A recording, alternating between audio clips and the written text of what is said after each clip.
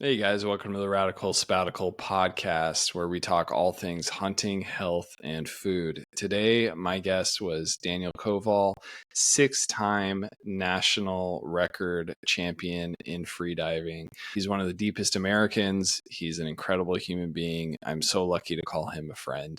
Daniel and I talked about a host of topics, primarily his journey from being a young kid with asthma who was into skateboarding all the way to him being a commercial spear fisherman and finally as a national freediving champion. You know, we get into a lot of fun topics here. This is a really good one if you're looking to learn a little bit more about spearfishing and freediving. And overall, I had a great time. So without further ado, my podcast with Daniel Koval.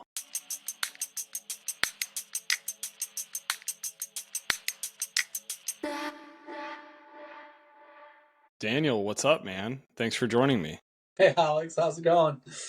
It's going pretty good. Looks like you've had a little bit of a crazy afternoon, but you're settling in, huh? Yeah.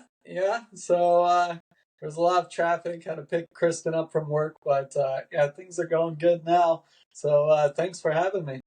Yeah, right on. So, you know, I know plenty about you, but for anybody who is uninitiated with Daniel Koval, why don't you just tell me a little bit about yourself, the highlights, who you are and what you do. Okay. Well, I can give my little spiel that I give to people who take my freediving courses. Basically, how I start off each course. I'm a freediver, spearfishman, and I've been doing that for a good, I don't know, something like 20 years. So I started out freediving, spearing fish when I was 12 years old. My dad had got me a pole spear for Christmas to give a little kid something to shoot things with, and they're definitely going to go out and try and do it. So that's sort of how I got initiated with the sport, and then I just kept working really hard at it, and I grew up surfing, but I really never found my place in the water. When you're just a little kid, competing with adults for waves, it can be quite challenging. And so when I got interested in spearfishing, freediving, it was just me out there at the time. I didn't really know what I was doing. I didn't really know anyone else that did this, and that's how I could just endlessly explore. There were no limits, there were no boundaries really. It was just me and the ocean. So this is where I sort of connected with the water. And then fast forward like in a whole bunch of years, I started competing in spearfishing tournaments. Started gaining a reputation there. Then went on to competitive freediving and set a bunch of national records, and became one of the deepest freedivers in the world. So, but yeah, that's a little bit about me. I won't cover a whole bunch, so you can ask me some questions that I can save a little bit for you. But yeah. Well, yeah, so let's back it up a little bit. I'm guessing you got into freediving and spearfishing was your love for being in the water, right? I mean, I can only speak for myself, but the meditative aspect or the mental aspect in which freediving and spearfishing affords. Because I think for me, if I'm not spearfishing and I'm hunting on land, right, with a rifle or with a bow, my mental state is not always in this place where I'm like kind of in this Zen mode. And I feel like more often than not with freediving and with spearing that it kind of gets you there. It's almost necessary, right? Yeah, absolutely. I mean, it's like, I believe freediving itself, or even while spearfishing, when you're out spearfishing in the ocean and you're out there for 8 to 10 hours, just like, hunting for a really long time, it's just like you get these heightened senses. You start recognizing things, behaviors of animals, behaviors of fish, how they move. You can just see a shadow of a fish or just their silhouette, and you know exactly what fish that is, what they're doing, where they're going, how their behavior is, whether it's like real sporadic or whether they're going to run when you dive down or swim away when they dive down, or whether or not they're going to be relaxed and come towards you. So, and it's the same thing with competitive freediving, like the body awareness, the heightened senses that you have, the feeling of the ocean, just you in the ocean itself. It's just it goes to a whole nother level when you just spend that time in the water, or when that's why I do it. That's what freediving is all about. It's just these heightened senses and these feelings that you pretty much just have to let go. You stop fighting the world itself. You stop fighting the ocean, and you just sort of become a part of the environment that you're in. And I can only guess that it's the same thing with hunting, right? Hunting deer or any other animals. It's like once you let go of like the world around you and start sort of encompassing yourself into the environment, it's just, yeah, you just become so much more aware of everything around you. Beautiful. It's really well said. I'd have to definitely agree with you. But I feel like,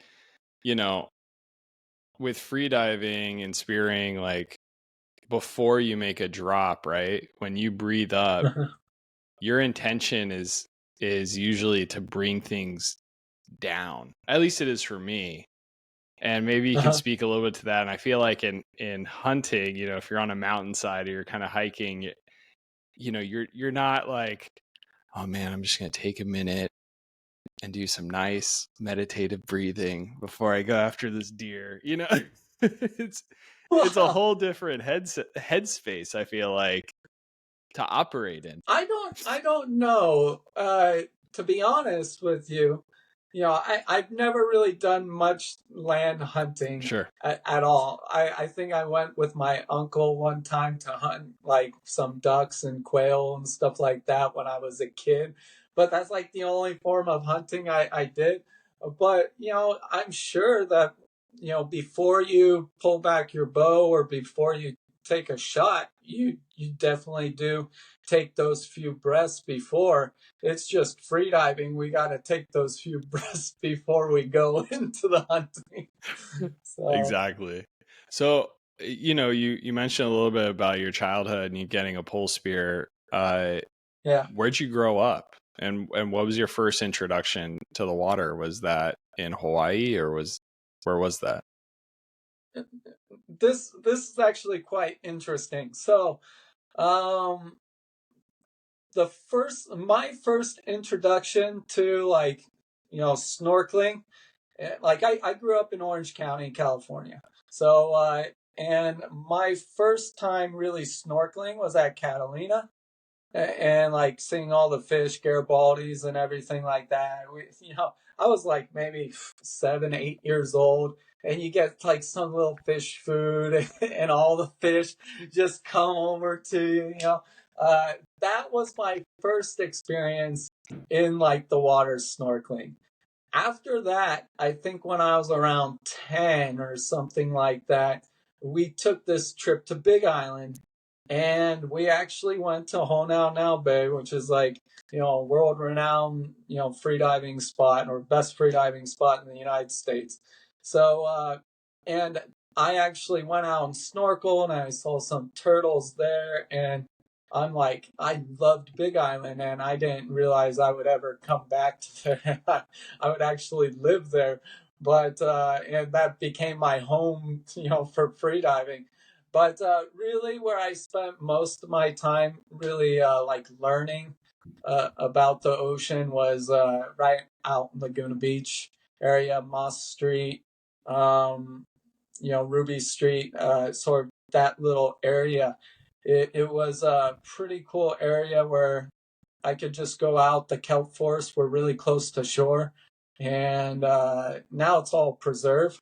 So it sucks because I had some really good spearfishing spots I there. was gonna say I was gonna try and tap you for those, but Yeah. So, and I remember that was like right when I first got my first spear gun, which was like a rifle, like mid handle rifle, and yeah, I think the first time I went out, I ended up shooting a fish. It was like some perch or something like that, but uh, it's pretty easy to shoot fish in California. So I don't even think I dove much, maybe 10, 15 feet at that time, but I was still able to bring back some fish. I just thought it was so cool. And I really was just spending time in the ocean. I could go out for like 2 hours and just snorkel around, and you just never knew what you were going to see. And I think that exploration is what really captured me about the sport was like, surfing sort of like waiting in a line at Disneyland, when you're a kid, you know, it's like when you're a kid competing with adults for waves, like it's really hard to get any decent waves. And I used to go out with my brother at like 5 a.m. in the morning because we'd have to drive from Orange all the way to like Newport Beach. And so I would go with my brother before school. It would be freezing cold. I'd have this crappy wetsuit. I wouldn't want to get out of the car. And I would barely even catch waves. And then, an hour, 2 hours, I catch a couple waves and then it's go to school. With freediving, it's like, man, I could just endlessly explore and there's no lines to wait in. It's just you in the ocean. So I think that's really where I found myself in the ocean. So yeah, I mean, it's a really special place. I also, you talk about diving off the coast of California. I think people equate California to surfing and beach breaks, and they see kelp and they understand it's out there, but they never think about spearfishing out there and what that's like. And I feel like in a lot of ways it's kind of like this best kept secret, that not yeah, a lot of people are in the sport or even know to that, like in Los Angeles County or Orange County, right? Like right off the coast, there's this whole other world that's there for you and is not crowded, like you're saying, like some crazy surf lineup. And it's almost akin to, for me, it feels like hunting on another planet. I feel like I'm an astronaut coming to visit. yeah. Yeah, absolutely. I mean, California is magical. When you get 30 to 40 feet of biz, which is like a good day in California, and you just like swim to the bottom and you look through the kelp and the sun is shining through the kelp. I mean, yeah, it's like you're on a whole nother planet. Like, it's like swimming through an underwater forest. It's absolutely beautiful. And I miss that. Like being in Hawaii, like Hawaii's just rocks and corals, and it sort of looks the same no matter where you go. I mean, people pay a lot of money to fly out to where you're at and vacation, man, and get in that Yeah. water, But I think that's a good differentiator. Daniel, in your opinion, what's the biggest difference between spearing and diving in California water versus in Hawaii or some more tropic climates? The fish can see you coming from a long ways away. That's the biggest difference. In Hawaii, oh man, it's challenging to hunt in Hawaii. Like you really have to hone in your diving skills. Um, in California, you don't need as much diving skills. Like you can shoot pretty much all the fish in like 40 to 50 feet of water. And, like, yeah, I don't know if it's the cold water, but it seems like the fish just move slower in California. And like, a lot, when you get into colder waters, like up northern California, like have this tiny gun and a flashlight, and you just go around from hole to hole to hole looking for two eyes staring back at you. And if you see two eyes, you just shoot in between the two eyes, right? So yeah, it's totally different styles of hunting, in California compared to Hawaii. But I mean, California, you have to deal with colder water. And this can be also a challenge in itself. Equalization in colder water tends to be a little bit more challenging. So, but Hawaii, yeah, the water's so clear that the fish can see you coming. So, and you have to dive a lot deeper because here in Oahu, we actually have most people don't know, but we have one of the largest barrier reefs in the world. And there's a barrier reef actually around the entire island of Oahu. And just to get out to like decent fish, you have to actually go out like a mile to 2 miles. So, yeah, Big Island, it drops straight off from shore and you can go from shore. But Oahu, it can be really challenging as, you have to have some kind of vehicle to get out to a mile to 2 miles offshore where you can actually get some fish, and then there's quite a bit of fish. I feel like that's the case though with California because on your spearfishing journey, as guys get into hunting like yellowtail or tuna, I mean maybe white sea bass you can hunt from the shore, but you need a boat to get out to Catalina Island, or you need to be able to get out to the Channel Islands to effectively probably hunt those pelagics. I mean, I think the one thing also is the viz you were talking about. When there's bad viz and you're hunting in bad viz in cold water and you're wearing like a 7mm wetsuit and you got all those dive weights on, it's a good for me it's a good head builder. Like it's a great place to build your head, because then I feel like if I go out somewhere tropical, if I'm in Hawaii, I just I'm wearing a rash guard. I can see for 900,000 feet, whatever. So relaxed, everything's so warm. Yeah, no, definitely. I was like in the Sonoma Coast with a buddy of mine, Matt Lopez. He took me out there for my first time, like really, diving in Northern California for like abs and lingcod and stuff.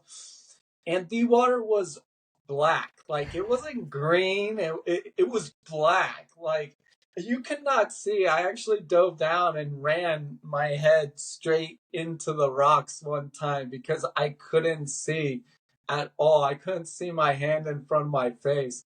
And actually, like, there's been days in Laguna where I was teaching, I was actually teaching a level 2 course, and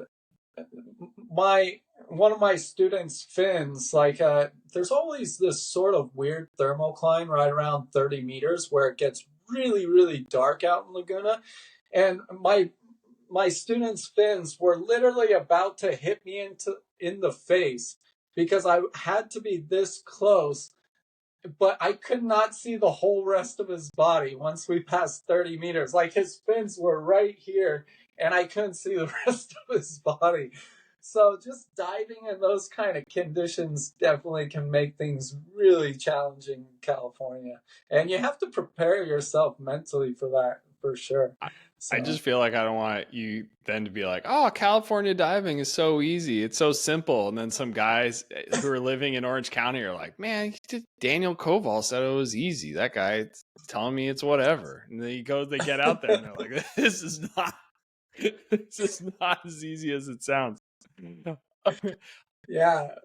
But I mean, there is this, there is this side of relaxation where, mentally you really do have to let yourself go. Like in my experience and stuff, like diving Dean's Blue Hole, like it's very similar to diving in California, I feel like, because like in Dean's Blue Hole, once you pass 60 to 70 meters, like it's pitch black. In California, it's pitch black after 30 meters. But sometimes it'll like open up at like 50 meters and it'll be like icy cold at the bottom, but it'll actually be really clear. So the conditions are just changing so much. The thermoclines are constantly changing in California. So that, to me, is one of the most challenging things to get over in freediving in California. But man, if you can handle those thermoclines in California, with the nose clip on, you can handle any thermoclines around the world. That's for sure. Talk to me a little bit about that for people who have no knowledge of freediving. Explain to me what Dean's Blue Hole is, and talk to me about thermoclines. Okay, so let's start with Dean's Blue Hole. Dean's Blue Hole is the best place to freedive it in the world. So it's in the Bahamas, Long Island, Bahamas, and you can literally just walk off the beach, and there's this hole about 20 feet from the shore where it just drops off to 200 meters. And it's just this big round circle, probably, I would say, 50 meters in diameter there, or, whatever, 50 meters long and wide. So, it's just an amazing place. It's perfect conditions every single day, but it gets really dark at 60, 70 meters. It can get, depending on conditions, sometimes conditions can get rough and it can, sort of kick up a whole bunch of sand and get murkier. So, it's this pool basically that drops off to 200 meters. So, best place to freedive in the world, and that's actually where I set my first national record. And then a thermocline is as you are diving down, in the ocean, there's different temperatures. There's sort of different layers of water, and as you go through certain layers, they can have a pretty easy temperature change or pretty drastic temperature change. It just really depends on the location you're diving. Sometimes it gets warmer, which is really weird. I've had it where it's like, pretty cold on the surface in the Philippines, and then it gets warm, and then it cools down a little bit. So it could be sort of strange. So when you're not wearing a mask or anything, I dive with just a nose clip for freediving for all my deep dives because I'm not hands-free equalization, so I have to pinch my nose to equalize. With a nose clip, it makes me hands-free equalization, but I can't really see very well. I can only pretty much just see the line in front of my face. And when you go through these thermoclines, as you're going deeper and deeper, some can be pretty harsh, and it feels like you just get punched in the face. We have a lot of facial receptors around our eyes, forehead, cheeks, and when the temperature changes so fast, it can sort of, it can sort of be like getting punched in the face. So it's sort of like a shock to the face. And it can be difficult to equalize through these thermoclines. So why is it important to equalize? What's the deal with equalization? So yes, this is a very good topic that I've spent like half my life researching. So researching the best and most efficient ways to equalize. But we have to equalize our ears as we go down. So as the pressure increases, the volume inside your ears start to decrease. And when you pinch your nose and blow more air into the ears, it basically resets the ears so you can go a little bit deeper, and then you would have to equalize again. So you have to equalize all the way down on a dive just over and over and over and over. And this is the most challenging thing in freediving, definitely. But as the deeper you go, the less you have to equalize, right? Yeah, correct. Because the biggest pressure change sort of happens in the first few feet, the first 10 meters. If you were to take your lung volume and you take a full breath if you go down to 10 meters, your lungs will be half the size. Okay, so that's a pretty big change going from full lung volume to half the size in the first 10 meters. Now, if I were to be at 100 meters and go to 110 meters, my lung volume change is going from 1/11th the size to 1/12th the size. Wow. There's like virtually no change in pressure there. So I could equalize like, from 0 to 10 meters, I equalize like 7 times. So from 100 meters to 110 meters, I can equalize 1 time and go a whole 15 meters at that depth because the change in pressure is so minimal. But you have to have air down there to equalize. That is the most difficult thing, is when my lungs are 1/11th the size, basically tiny. You have to somehow find air to still equalize those ears. And so you trap it in your mouth, right? And just to paint this visual, what you're saying, you were falling head first, roughly at a meter per second when you enter free fall, right? So and what free fall is roughly when you reach negative buoyancy. You're a teacher, you're gonna be able to teach this a lot better than I can. But when your body reaches negative buoyancy, and you essentially, it is akin to skydiving underwater, and it's a feeling that a lot of free divers, when they first get into free diving, they start chasing. It's also a really great way to conserve your energy.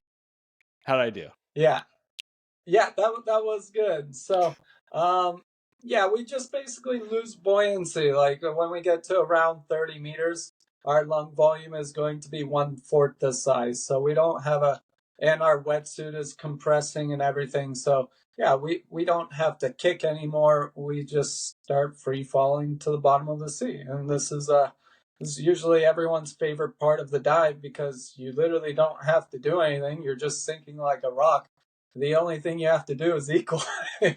And to do that, you have to, because of residual volume, right? You have to reverse pack air out of your lungs and trap it in your mouth, correct? Yeah. And in order to do that, you have to close off what's called the epiglottis, right? Which is the little dangly thing in your throat. Am I doing it? We're good so far, right? Yeah, absolutely. So around 30, 40 meters, everyone's sort of a little bit different. Everyone has their own style.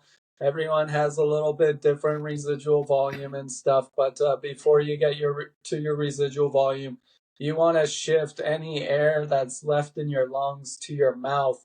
So, and you got to basically close off the mouth, which is really difficult because gravity is going the opposite way and air likes to rise to the highest point, right? So you're basically pulling up this air into your mouth against the gravity of you going head down. So, and then you have to keep it there. And that's what the glottis is for, is to really lock off the throat so that you can hold the air in your mouth to continue to equalize. But something along those lines is like, like I'm really known for training on exhale. And what most people don't realize is, like, once you go beyond residual volume in your lungs, you're basically diving on exhale. You or there's no air in your lungs. We don't need air in our lungs to free dive. We store most of the air, the oxygen, in our muscles and our tissues and our blood, right? And this is where all the volume of air really goes. So, I always get people coming into my courses like, I don't have very big lung volume, or I have a hard time holding my breath. I just feel like I can never get good breath, and they're just relying on air in their lungs. But what they don't realize is you can have more air stored in your muscles, tissues, blood. and everything like that. And that's actually what we really do our dives really on, once we go past residual volume. Super interesting stuff. I think one of the most fascinating things to me was the discovery of the mammalian dive reflex. Can you just talk a little bit about that? And I mean, because obviously you've held national records, you've held continental records. You're a very accomplished diver and spearfisherman. Yeah. But would you consider yourself genetically different than others? Actually, no. I had asthma as a kid. So, I actually had a really hard time letting go of tension, and I didn't really have much natural ability. The body awareness that I have from skateboarding and just playing sports and everything like that just really helped me in freediving, but I didn't have much natural talent. And I've spent the last 15 years, basically changing my physiology. Everyone can change their physiology. I remember Lance Armstrong talked about like changing his physiology when he went from being a triathlete to being a professional cyclist. But every single freediver, like we're not born to freedive 100 meters, right? We're more like born like manatees, where they go down 50 to 60 feet, they hold their breath for a minute to 2 minutes, and they come up, right? So that's like sort of what we're capable of diving to and doing, until you actually spend some time changing your physiology. And going through the mammalian diving reflex and really strengthening the mammalian diving reflex. So, and I can go into the mammalian diving reflex if you want me to. I just think you should. It's interesting. why don't you go into what it is specifically? Because I don't think a lot of people know about it, including my my doctor, my physician. When I told him really? about, would you think they would cover that in med school? You're like, come on, man. Like, maybe I need a new doctor. Well, we're not taught this in biology class. We're not taught this anywhere. It's just, recent scientific findings, over the past, I don't know, 30 years, when they started studying Jack Mayall and stuff, and, the Le Grand Bleu movie came out and stuff. But, so the mammalian diving reflex is a set of physiological changes that sort of happen in our bodies when we immerse ourselves underneath the water. And, there's about, 4 mammalian diving reflex, like 4 main ones that really benefit you, that really help you to dive. And without these mammalian diving reflexes, we wouldn't be able to dive what we're doing nowadays. So we got bradycardia. Bradycardia is just a fancy word for slowing down the heart rate. As soon as you immerse yourself in water, I was talking about those facial receptors. So they're very sensitive to temperature change. So your body knows when it's underwater and your heart rate starts to drop. And as you start diving down deeper and deeper and deeper, your lungs compress, and it leaves more room for the heart to increase its stroke volume, and allows the heart to sort of pump a little bit larger, also a little bit slower, slowing down your heart rate more and more. The slower your heart rate is, the more efficient you are, the less you're burning oxygen. So this is a very helpful mammalian diving reflex. Slowest recorded heart rate in human beings was 7 to 10 beats per minute. So measuring a freediver there. So the person who taught me, Martin Stepanek, they sent him down. He was studied by Harvard University, and they sent him down to 100 meters, and they measured his heart rate at 7 to 10 beats per minute at 100 meters. So that's sort of where we got those numbers from. But that's on a variable weight dive. So the deeper you go, the slower your heart rate becomes. So that's really beneficial in freediving. We got another one, the blood shunt or peripheral shunting. As you dive down, all the blood from your extremities pulls in towards the body core area.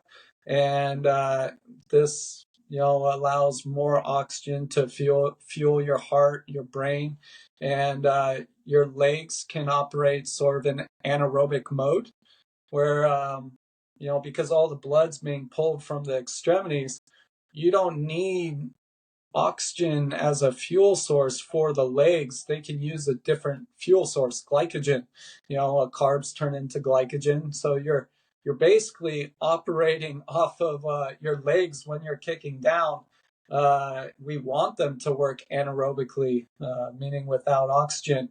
And our heart, all the blood's being pulled into towards the body core area, continually fueling the heart and the brain with oxygen. So this is very valuable. This is what allows us to kick down really deep. For me, for instance, I'm able to dive down to over a length of a football field and back up on a single breath of air. If I were to try and run down and hold my breath and run down a football field as fast as I can, I'd probably get like one leg down before I black out full face down on the ground. But I'm able to travel 2 whole lengths. And if you think about it, it's like against an environment that is 800 times more dense than air, right? Seawater is 800 times more dense than air. So I'm able to travel this really far distance due to this amazing mammalian diving reflex. So peripheral shunting. That's definitely one of my favorite mammalian diving reflexes. Then we have plasma fills. So, back Jack Mayo and Enzo Mallorca, Le Grand Bleu. If anyone has ever seen that film, or if you haven't, I recommend see that film. It's our best freediving movie out there. But in the film, it is a fictional story in the film, but these were actually 2 competitive freedivers who were trying to dive to 100 meters.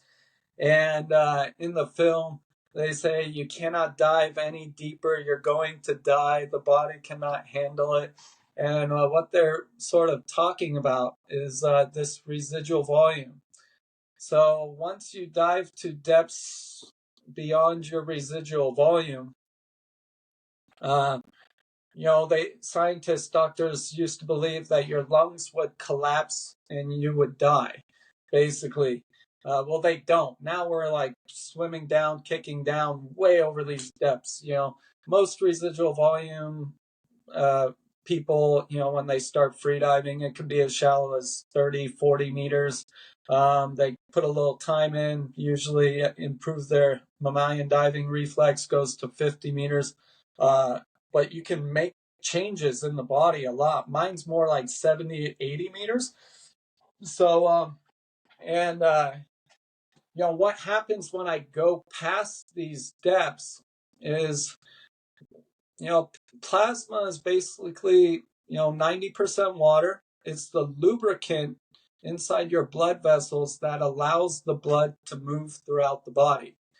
And as the lungs get compressed to their residual volume, basically this plasma pulls into the lungs, into the alveolar space, and now you have fluid.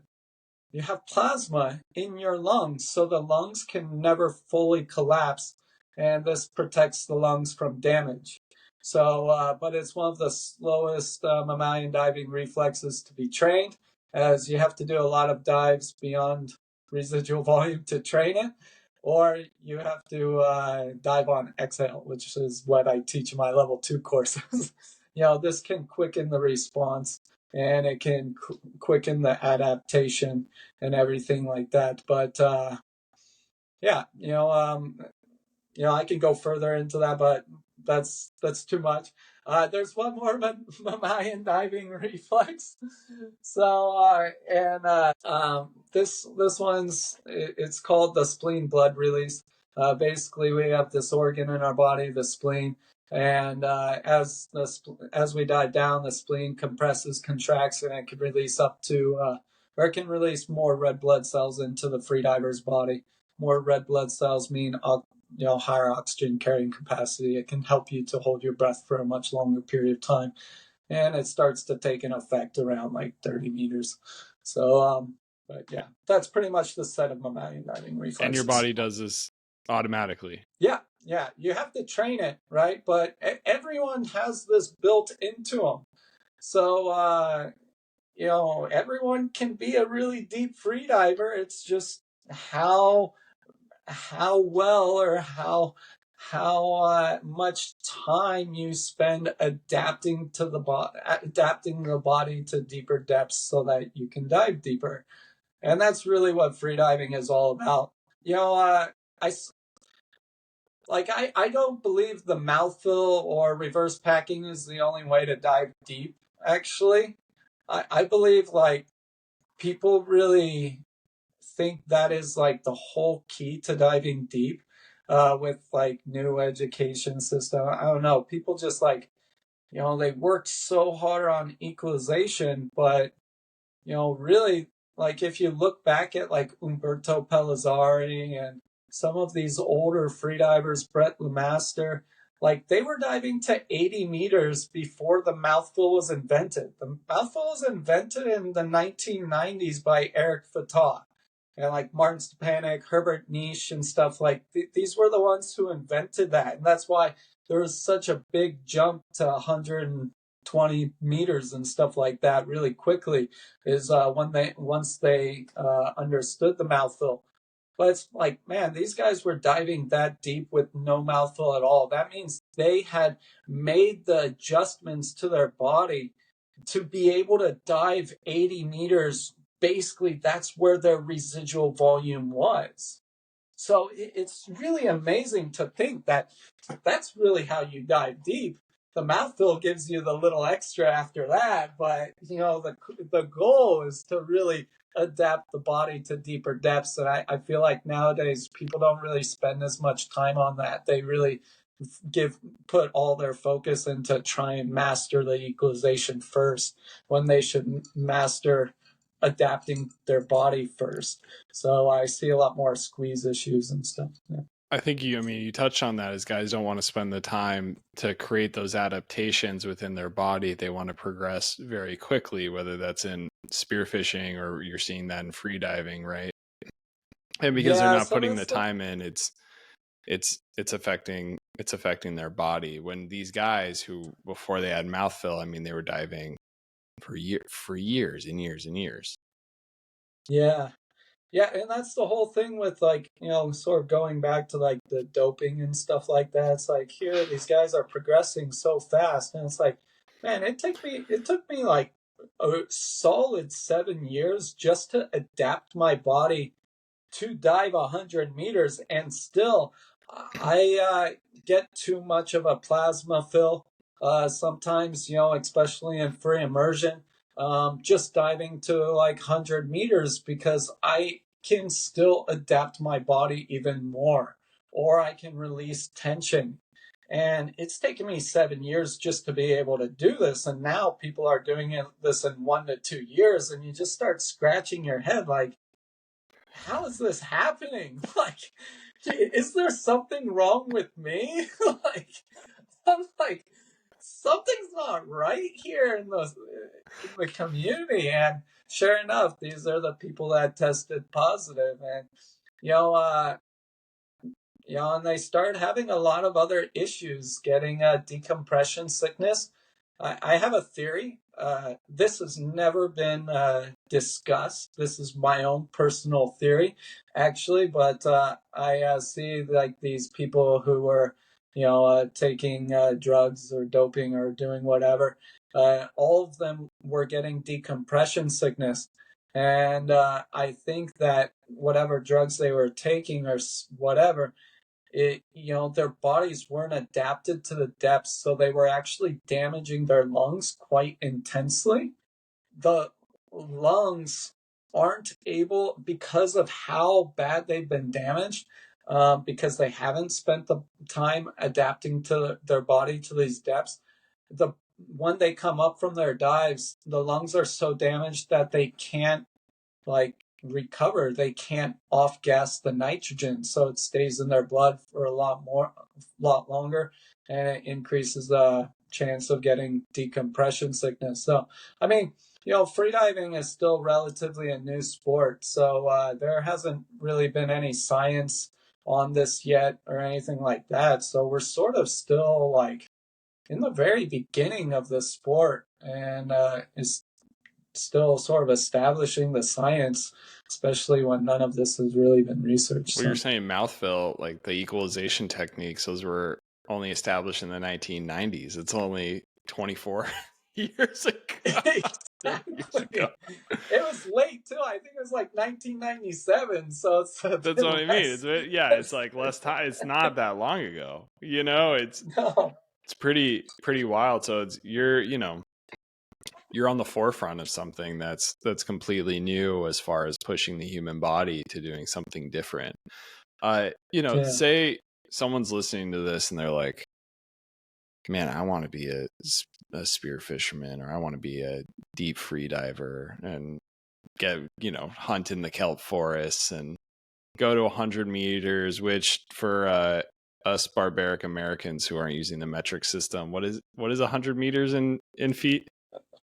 So 330 some feet. I think the deepest I dove was like 112, so that's like 360 something or something. And back. There. So that's like 660 in distance. Yeah. If you round trip. and so anyways, but back to my previous question is say they want to do that. Where do you even start? What would your advice be if day 0 I showed up, I said, Daniel, I want to be a spear fisherman. What do I do? I want to start sourcing my own food. I want to start going underwater. Yeah, so the best thing is to take a freediving course and really research. There's so many freediving courses out there nowadays, but I always tell people, learn freediving from actual freedivers. Don't learn freediving from a scuba company or from scuba divers, right? Learn from actual freedivers, PADI, SSI, right? These are scuba companies. And you're definitely not going to get the same quality as, a freediving course from actual freedivers built by freedivers and stuff like that. So I took all my freediving courses with Martin Stepanek. He's the owner of Freediving Instructors International. He also, wrote the physiology portion for PFI because he has a degree in sports physiology. So, and that's sort of, really what the mammalian diving reflex is, all about. And there's a lot of physiology in freediving. So that's why I decided to take my courses with. I love the physiology aspect and the science behind it. So, take a freediving course, and freediving is the fundamentals of spearfishing. So, when I was learning how to spearfish, there was no freediving courses back then. So, when I actually took a freediving course, it's like I just skipped 5 or more years of trial and error. I think I had already been spearfishing for over 5 years, and like the deepest I could dive was like 40 feet or something like that. As soon as I took my level 1 course, I was diving over 60 feet and hunting at these depths at 20 meters. So my level 2 course, soon after that, I was diving over 30 meters and hunting at those depths. So like it just gave me so much more comfort taking the freediving courses so that I could actually spearfish at those depths and really get whatever fish that I want. The level 2 course, to me is my favorite course to teach, is because that's where we cover most of the physiology of freediving. We start diving on exhale, like we really go into how to change the physiology. The level 1 course, that course will keep you freediving for the rest of your life. It'll keep you safe. It'll keep you alive. We teach all the safety for freediving in the level 1 course, plus all the diving technique that you're going to need so you don't scare all the fish away. A good technique, being able to dive straight down, efficiently is needed. So it saves a lot of oxygen. So talk to me a little bit about that, the safety aspect of it, why it's important to take a course for safety. You touched on that for a second, besides learning to dive deep and hunt deep. Yeah, so safety is extremely important. If you go out diving alone, like you're sort of playing Russian roulette. It's sort of just like a matter of time as we can experience a loss of motor control or blackout. Loss of motor control is basically it's sort of like this gray area. If you make it to the surface, but you're pretty low on oxygen, you can have almost this seizure-like shake when you get to the surface. And it's basically your body starting this shutdown process. And when your body starts shutting down, when it gets too low on oxygen, it starts sending random electrical signals firing throughout your body, acting as sort of uncontrollable twitches. And to me, this is actually the most dangerous thing in freediving, because here you're sort of on the surface of the water and you're having this seizure-like shake, and it's very easy for your airway to dip underneath the water, for you to inhale water and start drowning. So we teach, like, the safety is really easy in order to save a loss of motor control, but we teach you how to safety this properly, protect the airway, and then it's, day of diving is finished, but good to dive the next day. And then, of course, everyone's heard of the shallow water blackout, this mysterious thing. So I hate that term, the shallow water blackout. There's no reason why you just magically come up from a dive and die. This is what all the newspapers sort of blame, why people die in freediving. But yeah, blackout is actually like a primal protective mechanism our body uses to help us survive. Like, what other ways can you black out? Like stress, anxiety, pain, fear, right? There's a bunch of ways we can actually black out, like in daily life, and it's our body's way of protecting itself. So if we get too low on oxygen, our body also is very intuitive design. It wants to protect itself. So when we black out, it basically shuts down all the non-vital functions that we don't need for survival, and it directs oxygen into our most vital organs, keeping us alive for as long as possible. I like to tell people it's like pushing sleep mode on the computer. When you push sleep mode on the computer, it shuts down the screen, shuts down all the processes that don't need to be running, shuts down all the lights so the battery can last as long as possible with the computer still on. So this is actually what's saving ourselves. But we also do need to know how to bring someone out of this blackout and how to actually save people correctly, as people can black out underneath the water, which we have more protective reflexes when that happens, and then they can also black out on the surface. So we need to know how to safety that. So as long as you know. Oh, go ahead. No, I was just saying. So basically, what you're telling me is spearfishing and freediving is a buddy sport. Yeah, totally. It's a team sport, and it's more fun that way anyway.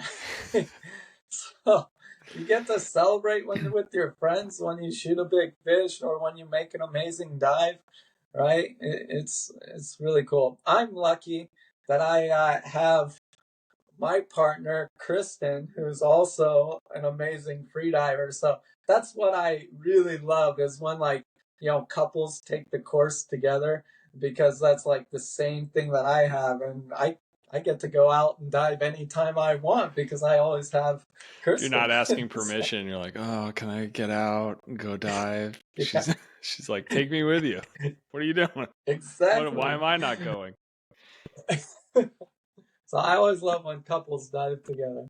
So I mean, so has spearing, has it changed your perspective on life? Oh, totally. Like, it's made me into an entirely different human being, I think. So I think teaching as well, like you start really understanding like people more and sort of everyone's challenges that they run into. And you know, when you teach so long, I've been teaching for 13 years, I think going on 14 years. That's like longer than most of the scuba freediving education systems. They weren't even around when I started teaching. Patty, Molchanov, this is like, they're actually quite new. But yeah, I started teaching before this, and yeah, you just you learn so much about people and so much about yourself when you teach something to other people. And we all have our own challenges, and the more you can like understand other people's challenges and learn from them, and like we all have our own challenges. It's just trying to find a way around them or through them, or to get beyond them. But some people, it's really interesting in freediving. Some people have a challenge right at the beginning in freediving because they don't know how to do frenzel, or they're relying on Valsalva maneuver, which this is how we equalize. These are like the techniques that we use to equalize. So some people have a really hard challenge when it comes to equalization in the very beginning of their freediving careers. But as long as they stick with it, guess what? They probably won't have to deal with that challenge later on in their freediving. Where the people who progress really quickly, eventually they're going to hit that wall, and they're going to have to relearn sort of how to frenzel equalization or how to improve that. So no matter where you are in your freediving career, if you stick with it, it all actually sort of balances out. As I always say, those people with the natural abilities who progress really quickly, they eventually hit a wall, and sometimes they get stuck there. And because it was so easy to get to that point in the beginning, I see a lot of people just quit once they hit that wall. But the people who actually go through all the challenges, like myself, I've hit every challenge you could possibly imagine in freediving. It's like, this is why I like skateboarding, and this is why I think that skateboarding has really helped me in freediving, is because I spend thousands of hours skateboarding trying to master a million different tricks. Right? There's thousands of different tricks in skateboarding. In freediving, I only have to master one trick. So it's not that difficult. So, and I spend 90% of the time in skateboarding failing to do my tricks, right? Like, it's just, you just keep trying and keep trying. So, I don't care if I don't make the dive the first time around, right? It's just like, oh, I failed. No big deal. I just try another dive, right? And just try and fix the issues. So, and I only have to master one trick in freediving. To me, it seems so much easier than skateboarding, right? So, I just master one trick. For sure. I feel like there's so much more, though, when you start to expand into spearfishing, though, right? Because you now are holding your breath. Now that you've learned to walk, essentially, right? You're now having to operate underwater and learn to hunt and be stealthy and not move a lot and know how to shoot and do all that while on breath hold, while diving deep, while doing all those things. What do you think about that? I'm not a very good hunter. I'm the only thing that I've hunted in my life is really fish, right? So I'm a decent hunter when it comes to spearfishing. That counts. But I have a few friends who like hunt, pigs, who hunt deer, who hunts all kinds of animals, and they also hunt fish. And I see them, they're able to dive bomb like the hardest fish to shoot here in Hawaii. And I've never been able to do that. Like, dive bombing is you basically dive down and you have such a good hunting technique ability that you can sort of get to the fish going down and shoot them from like above. I've never been able to do that with moose, is the hardest fish to, it's a big eye emperor snapper. It's the hardest fish to shoot in Hawaii. So I say my hunting technique isn't very good. However, my freediving technique is awesome. So I just go a little bit deeper. And I literally will just sit on the bottom. I'll just sit on my butt and just wait for the fish to come to me. And I'll make some grunting noises. I'll kick up some sand and I'll just let the fish come to me. So I just go a little bit deeper. But that's technique, right? Two ways to speak. You're working with what you got. Yeah, exactly. So yeah. Talk to me a little bit about that. How, if you're able to wait down there that long, what is your breath hold capability? How long can you hold your breath at depth? Like, I mean, I've done over 4-minute dives and stuff, 4.5-minute dives, but Wild. like, I can only do like one of those before I get tired, right? That's not how I spear fish. So, we were talking before how you said that we generally travel at a meter per second.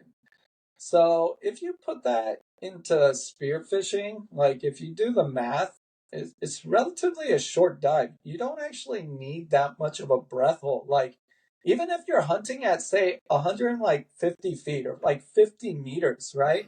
It should take you 50 seconds to get down, 50 seconds to come back up. And then if you can't shoot a fish within 30 seconds of sitting on the bottom at 50 meters, you're doing something else wrong because no fish has ever seen anyone down there before. When I get down to 50 meters, literally all the fish just swim to me. Right? So I just like... Yes, they've never seen a human before in their entire lives. It's living at 50 meters. All the ones at 20 meters, though, they're... Yeah.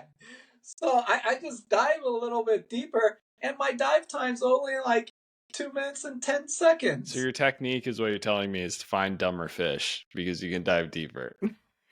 Exactly. That is my technique.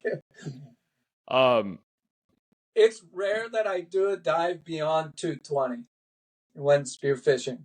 It's just rare. Like, if I'm out there for like, 6 to 8 hours and stuff like that, like when I used to commercial spearfish, like generally I would hunt around 70 to 80 feet, and most of my dives would be actually like a minute 40 and stuff like that because I didn't, I was diving for such a long time that I had to be very efficient about my dives, and I couldn't get too tired too early, or I just, I wouldn't be able to last out there because, when I was commercial spearfishing, it's not about the biggest fish. It's actually like, you can get one big fish like an ono or like a wahoo or mahi or ahi or something like that. But the chance of seeing that is like super rare in Hawaii. So it's not something that you can rely on. So when I actually commercial spearfish, it was all reef fish. And I would sell to Chinatown or Chinese restaurants and stuff like that. And they always wanted plate-sized fish because they could steam the fish or like cook it a certain way. So I had to shoot fish that were like only like 1 to 2 pounds. So it's shooting tiny fish all day. So I had to dive and dive a lot in order to shoot that much fish. So, and the shots had to be good and everything like that in order to sell the fish. So, you really get good at shooting the fish because you're just shooting so many fish. And most of the fish that I would actually shoot were invasive species. So we have like toal, ta'ape, and roys. I mean, roy, a lot of spear fishermen here in Hawaii, they'll shoot the roy and then throw them away because they have really high ciguatera levels, and like you can possibly get ciguatera poisoning from them. Although the ones on Oahu, they don't have that much ciguatera in them, which is sort of like a poison. But if you eat too much fish, like reef fish, it can start to accumulate and you can get really sick. But These roys are also an invasive species. It's a peacock grouper, by the way, and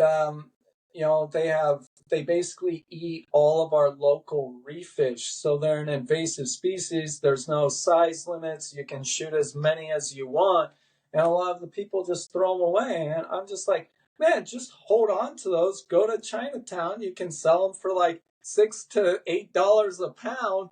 Pay for your gas, pay for ice, and get some beer money or something, and you're good to go. So those were most of the fish that I would be shooting.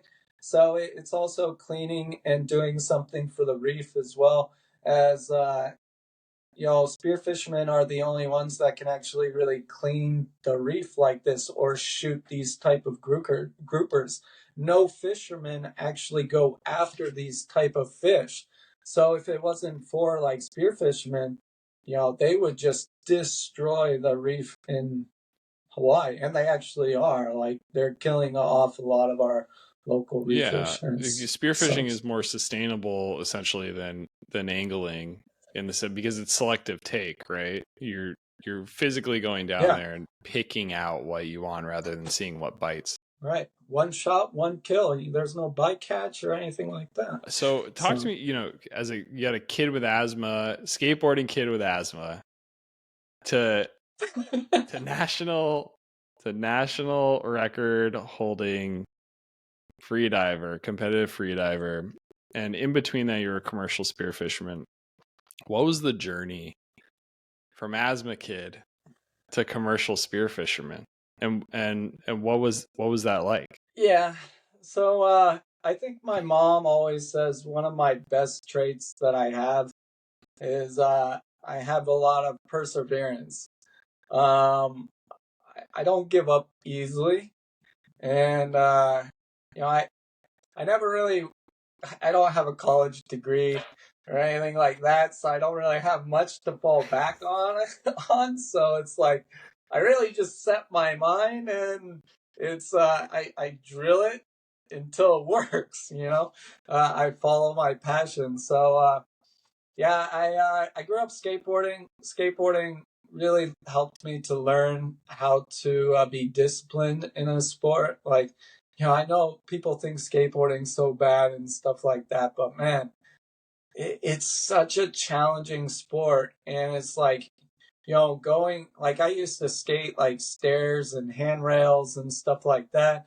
And when you just go out day after day, destroy your body, throwing it downstairs, and being disciplined and learning certain tricks and just doing them over and over and failing all the time, it's like these are like building blocks of life here. Like, just to like keep going. So freediving, like, I started doing that because I was just getting too hurt in skateboarding. Like, I'm like, man, I need to be in the ocean because I don't get hurt in the ocean like I do in skateboarding. So I actually quit skateboarding for freediving because I wasn't getting hurt in freediving, and I was getting hurt all the time in skateboarding. And I was just tired of getting hurt and tired of destroying my body. So there's a few years where I did like cycling, where I was racing road bikes right around like college years. I did go to 1 year of a marine diving technology school, so I did go to some college, but I didn't finish that because I didn't want to be working off on some oil rig, underwater welding for 8 hours a day. That's not why I got into diving. I got into diving to like explore, and I love freediving a lot more. So that's actually when I moved to Hawaii. I moved to Hawaii on my 19th birthday, and I actually got a cool job. I was working for Pacific Beach Hotel at the time. I don't think it's around anymore, but they had this 3-story aquarium, and I was like one of the show divers in the aquarium that would feed like stingrays and fish. And like when no one was looking, I would take off the tanks and freedive the tank. So that's like, that really helped. It actually helped me to progress, in spearfishing a little bit. But I still didn't really know what I was doing. Oops, sorry about that. But um, I was still sort of cycling during that period as well. And then I started getting into like the local diving, like free diving and spearfishing community because I wanted to like pursue it more. And that's actually when I met a buddy of mine, Kurt Chambers, and he actually told me about Freediving Instructors International. He was an FI instructor back then, and he said I should become an instructor. As I started diving with me, he taught me some stuff, and we used to spearfish all the time together. And he's like, "Man, you should really, get trained." And he was already a level 2 instructor, and we were actually going to start a business together. And he told me to become a level 1 instructor. So that's when I actually went out and, took all my diving, or started my career in freediving.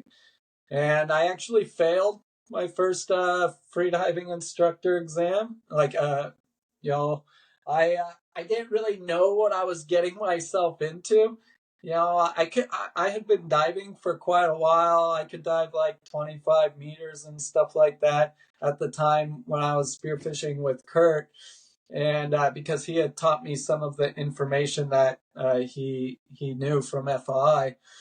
And so I had never taught anything to anyone before.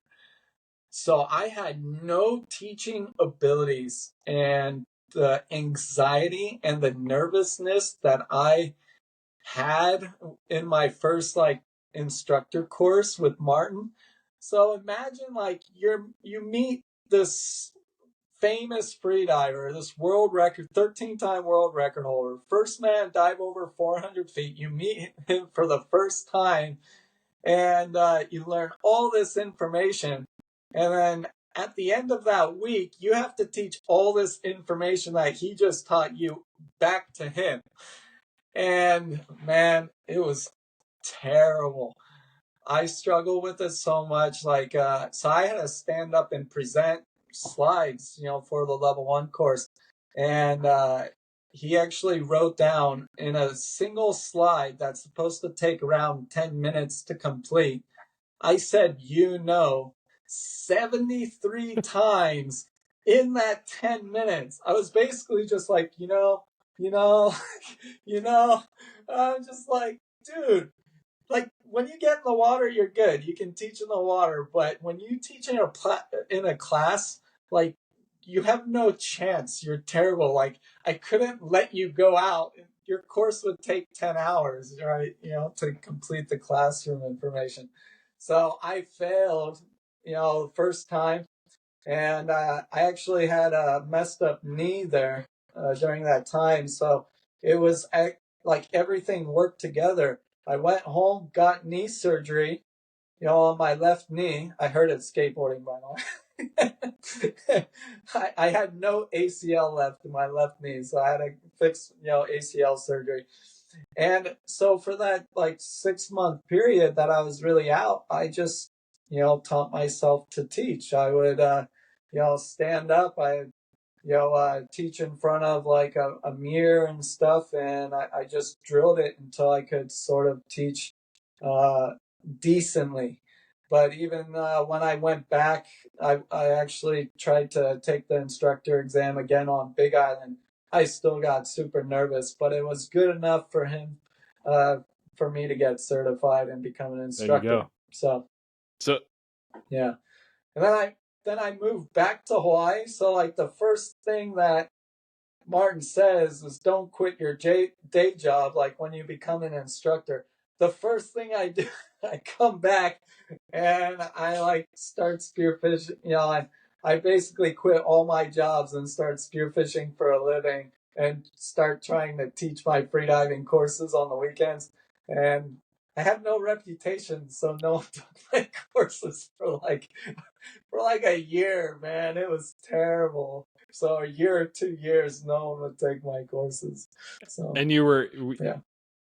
didn't you tell me you were staying in a van while that was going on? You were living out of your van, right? Yeah, actually, when I moved back to Oahu, I was actually living out of a car first, and then I sort of upgraded to a van. This is the upgrade. This van was, yeah, it was the upgrade. Hold on, so Daniel, one sec. Can you lean forward? When you lean forward, the mic's better because you're talking closer to the mic, and it's easier for people to hear you. Okay, go on. So you upgraded to the van over the Yeah, and I think all my cars were costing like $1,000 back then. That's all I could afford. So this van is a Ford E150, had like no windows, like and it had holes on the roof, so it was all rusty on the roof, and like I put like a couch in the back, and yeah, I was living out of the van in wet gear, living in Hawaii where it rains nearly every day and there's holes in the roof in the van. Oh man. Yeah, that's not very fun. I hated it. But I lived out of that thing for maybe like a year and a half, 2 years or something. But some like grit. That. That's what got you going, right? Yeah. Basically I quit my job, was living out of a van. I would drive up to the North Shore, and my buddy had a jet ski, or I would drive to East Side, and we would. I had a really solid diving partner. His name is Christian Shaver. Shout out to you. He now is works. He became a policeman, so on the Big Island of Hawaii. So, but man, that guy's badass too. He would go out spearfishing, man. I would always be the one complaining to come back in. That guy was a machine. He would want to be out there for 12 hours sometimes. It was just like, it got so bad that we were literally crawling on shore because like you don't really eat when you spearfish. Like you don't drink, like you may bring a Gatorade out there, but it's like you just have nothing left after 8 to 12 hours and like you're crawling on shore. It's terrible. And we did that for years. The bad days, there's always the bad days when you don't shoot much, and it's like, man, you just keep going until you eventually get what you need to survive. I feel like you're describing what it's like to spearfish with Lance Lee Davis. Shout out to Lance Lee Davis. That guy, he's like a lab, like a trained dog. Like you set him loose, he will not stop until you're like, hey, I'm good for the day. we're good. But like I'll check my dive watch. I'll do something like 70 drops, and I imagine that in a day for yellows, and I imagine he'll do double. And the exactly what you're talking about is like the hunger is so crazy. You were so hungry afterward. Like how do I describe it? It's like a ravenous hunger. Like you haven't eaten for 3 days or something like that. Yeah, and your body switches, right?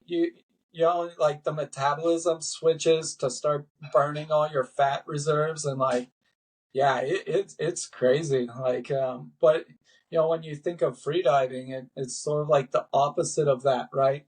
Freediving is sort of like an anaerobic sport, but when you're just out there, like, yeah, you burn all reserves.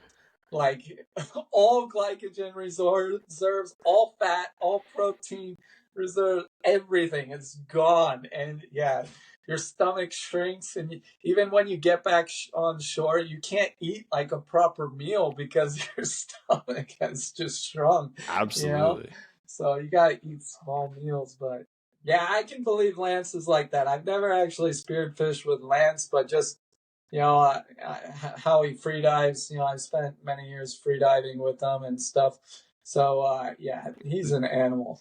So we're speaking of Lance Lee Davis, Lance, who runs SoCal Spirit. He's a freediving instructor and also competitive freediver. He has the no fins national record currently. Yeah, he's an amazing diver, good instructor to learn from. absolutely. Yeah, I In learned from Lance. California. I learned from Lance, and I spent the better part of a year just saying yes to whatever crazy spearfishing adventure he would put me on. I would say like, okay. Yeah, it's you've put the time in then. If you dove with Lance for a year, you put the time in. You it know what was it's it like. was it was just one of those things where I was a freelancer and I was just able to say yes whenever he would call me up, and we would be on the boat dock or the boat ramp. And he's got this little inflatable that he uses to go out to the islands, like 11 miles, called the Cabote. I don't know if you've ever seen it.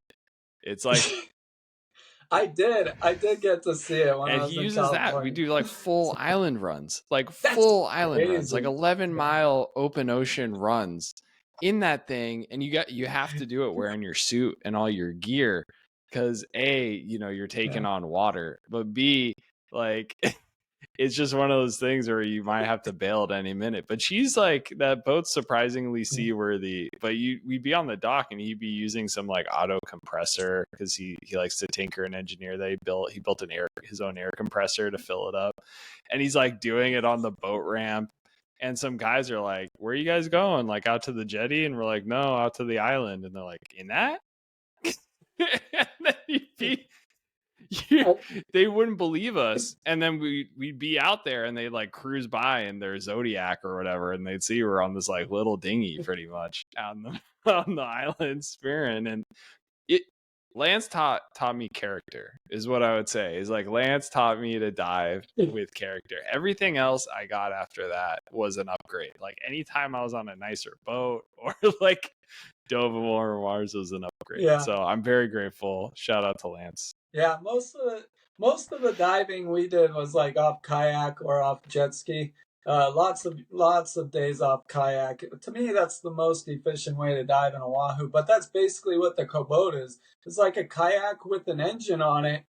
And imagine taking that out freaking 11 miles. That's like that's taking on rolling seas. Like, you get following seas going back. I mean, you got to wear your goggles if you're driving on the outboard motor because you just keep taking on water. I don't know what's up with these emoji things that are happening on my camera all the time when I do hand signals, but it's hilarious. So, yep.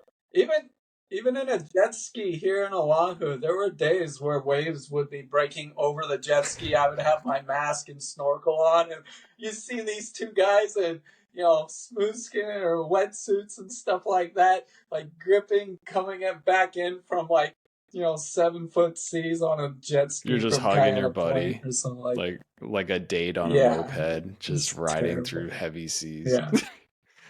Yeah. That's literally how it felt. Absolutely. So a question, I don't know if you've ever been asked this before, but I was curious about what was it like? Can you describe to me the first time you broke a national record?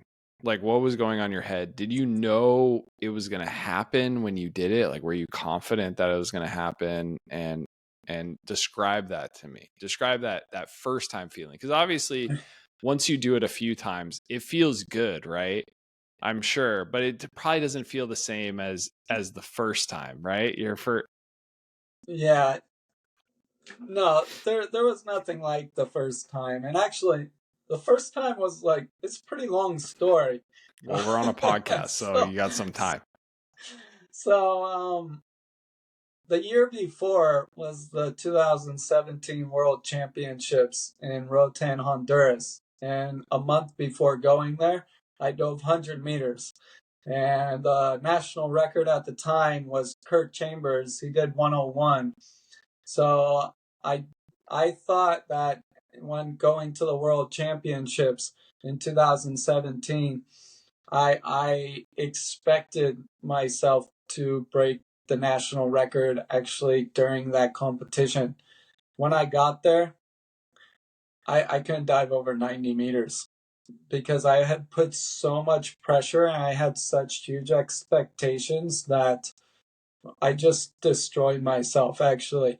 I couldn't sleep the whole tournament. Kristen was so pissed off at me. I was up all night like some crackhead or something like that because I put so much pressure on myself and the expectations were huge. It took me about 6 months to recover from that competition. I ended up blacking out, my first blackout in that competition and everything like that in the 2017 World Championships. Could barely dive like 85 meters. I think the deepest like I dove in training was like 92 or something, but everything was a struggle. So that was terrible. That was one of the worst competitions of my life. So fast forward 6 months, was basically Vertical Blue was coming up, and I had to reset my entire mindset. Like going to Vertical Blue at Dean's Blue Hole, like I had no expectations there. I actually didn't even dive close to like 100 meters. I think I was just doing like repeat 80 meter dives or something around that time. So but I had prepared myself to dive 100 meters. I just wasn't really diving close to that in training because I didn't really have the depth. I lived on Big Island where the deepest depth that we have in Honau Bay was, right around 80 meters. So that's like the deepest I was diving. So when I went to Vertical Blue, Dean's Blue Hole, I started out diving pretty shallow, but I had no expectations, and all my dives were feeling really good. So 3 days before the competition started, I actually ended up progressing to 100 meters and diving, pretty much the record, in training. So I felt really good and felt comfortable to announce it. And on the first day of the competition, I announced 102 meters, and I blacked out. Didn't go you planned. No, so they changed like a whole bunch of things. So I had never been to a competition where they check your heart rate, O2 saturation, and stuff like that before you dive. So, and they weren't doing this in training, but when you showed up for the competition, they had a tent where you had to get your, vitals checked and everything like that.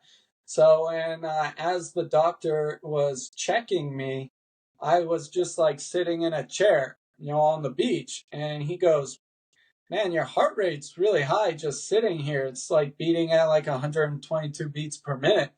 And I'm like, well, he asked me if this was normal, and I'm like, beats me. I just go out and freedive. I don't usually check my heart rate before I go dive. And he's like, "Oh yeah, it's probably just competition nerves." Sure enough, I probably held a pretty high heart rate going into my dive because of the stress and sort of anxiety. And ended up blacking out pretty much at the surface. So it was mandatory for me to take a day off. I didn't get squeezed or anything. I was fine. So the doctors cleared me to dive, but I had to take mandatory day off. That was the rules for ADA. And then, I'm like, well, I just did this dive in training. I really feel confident about my dive. So I'm going to try it again on my next dive. So 2 days later, I went back to that tent and checked my O2 sat and my heart rate. And he goes, "Okay, your heart rate's at 78 beats per minute today." So I'm like, okay, I got it. And sure enough, did the dive. So, but it took me, I really had to reset my mindset, and, going into that dive. And I was doing it for myself. I wasn't doing it to break any record. I really could care less about the record. I was doing it for myself. And actually, after I broke the record, I actually got quite depressed. I feel like this goes with a lot of other athletes. Like when you dream of doing something for so long and then you finally achieve it, it's like, well, what next? Like, you're sort of at the top, and it's like you have to reset everything. You have to reset all your goals and everything. And not like you come home and someone rolls out a red carpet for you and you're famous. It's just like life sort of just went back to normal. I just like, okay, like, so yeah, don't chase records for the wrong reason, and do it for yourself. How did you deal with that? I mean, you just get back on the horse and keep going. You just keep diving. So, I just, after I came back from Vertical Blue, I actually, like, that happened second day. And the dive, I actually had some issues in the dive. Like, that was the deepest I could dive there at the competition. I was running into equalization issues. Plus, like, the darkness, I wasn't used to that because it's still pretty bright at those depths in Hawaii. So the darkness in Dean's Blue Hole was pretty new for me. And I was getting really bad nitrogen narcosis. So I was, tripping out. I was really narc coming up from my dives and everything like that. So that was something that I had to work on. So actually, like, the whole rest of the competition, I pretty much did the same dive. And like in free immersion, I was getting too much narcosis, nitrogen narcosis. It's a feeling of sort of being drunk at depth. So in free immersion, so I actually didn't feel comfortable with doing a different discipline free immersion because the narcosis was so bad in free immersion. So I basically just kept doing the same dive over and over and getting more comfortable down there. And then when I came back to Hawaii, I just started really working on the issues that I had at Dean's Blue Hole and got back on the horse and just kept So training. you're saying you got comfortable being drunk underwater? You sort of have to, yeah. So, and it's sort of the same way. Like when you when you're 18 years old or 21 years old and you first drink your first couple of beers, after one or two beers, you're like, man, I feel wasted. But it's like, after fast forward 5 more years and you regularly drink beer, it's like when you have a beer or two, you can still, function quite normal. It's not that you're still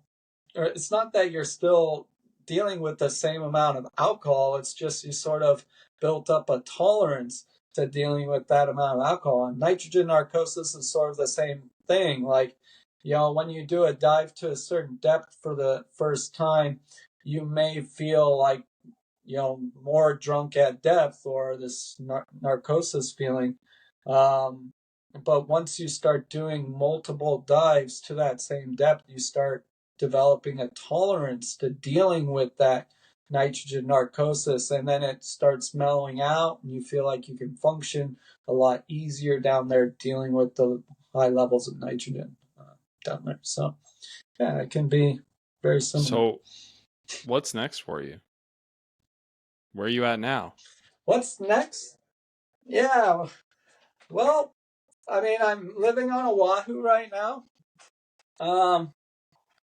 And I'm not going to keep spending $5,000 each competition to go out if I don't feel ready. So I've taken a complete different mindset. For the last 5 years, I've been doing like 2-3 competitions a year. And I think I just sort of fried because I teach full time at home. This is really challenging. I don't think many other people in the Europe, like from the different countries like Italy, Russia, and like, other countries, I don't think they actually have to teach as much as, some of us like Lance or myself do, where we're teaching literally almost every weekend. So it can be sort of difficult to balance, teaching freediving and diving all the time, training during the week, and then saving up all that money and spending, all this money to go to competitions. So, yeah, I'm just continuing to sort of train for myself now. And, when I feel ready again and diving the depths that I actually want to do and that I feel like I'm capable of, then I'll probably go do it in a competition or do a record attempt or something like that. But for now, I just sort of want to live a little bit and enjoy the other things, the other amazing things that life can, be about instead of just Wise words, freediving. man. I don't think there's anything wrong with that. Yeah. I'm gonna wrap this up. Where can people find you if they want to find you, take courses from you, just follow what you're doing? Yeah, so my Instagram, I don't post as much on Instagram, but everything that I have is sort of like deep freediving. So my website's deepfreediving.com, Instagram is deep freediving. We have Facebook, Deep Freediving Instruction. We also have Instagram, Deep Freediving Instruction for courses. But www.deepfreediving.com is our main website. If you want to come take a course with me in Hawaii. And we teach all courses, level 1 through level 3. FI only has 3 courses. So you end up saving more money because most other education systems have 4 courses. So we have 3. So you save a little bit of money. And we're still the only freediving education system with no max depth in our level 3 course. And we basically, when you leave our courses, if I taught you right, you should have the skills to be able to dive to any depth that you want to go to safely. So that is our goal in here. So yeah, we also teach instructors as well. So if you want to do your instructor and start your own path as a professional, like I did 13 years ago, that's also an option. I do teach instructor courses. Awesome, man. So, well, I'll link all that in the show notes below. Make sure to get all the information from you. Daniel, thank you so much, man. It was so much fun to talk to you and catch up. Yeah, thank you, Aleks. Yeah, me too. Had a good time. Until next time, man.